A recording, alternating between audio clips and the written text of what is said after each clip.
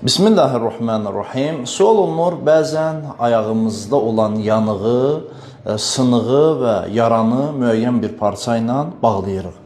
Belə olduğu təqdirdə dəstəmaz aldıqda ayağımıza nə şəkildə məhz etməliyik? Cavab bundan ibarətdir ki, əgər ayağımızda olan parçanı götürə biliriksə, bu mümkündürsə və eyni zamanda dəstəmazın suyunun yaraya və sınığa heç bir zərəri yoxdursa, bizə lazımdır ki, həmin parçanı götürək və adli şəkildə ayağımıza məhz edək. İkinci şəkil bundan ibarət ki, xeyr, biz həmin parçanı götürə bilmirik, mümkün deyil.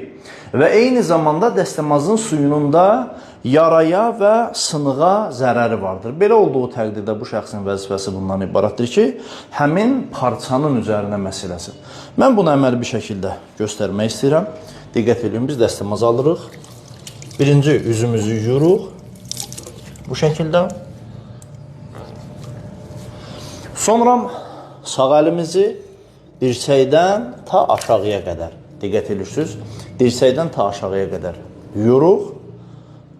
Tam bir şəkildə üzüyün altına da suyu çatdırırıq. Sonra sol əlimizi yuyuruq.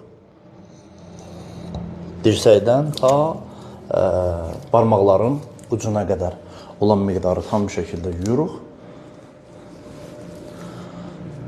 Sonra başımıza məhz edirik və sonra da parça olan ayağımıza adli bir şəkildə, nə şəkildə dəstəmaz aldıqda məhz edirdiksə, həmin parçanın üzərinə məhz edirik.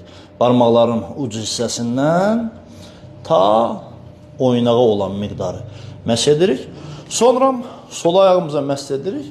Tamam, əgər bir nəfər bu şəkildə dəstəmaz alarsa, dəstəmazı düz sayılacaq. Vəssalamu aleykum və rəhmətullah.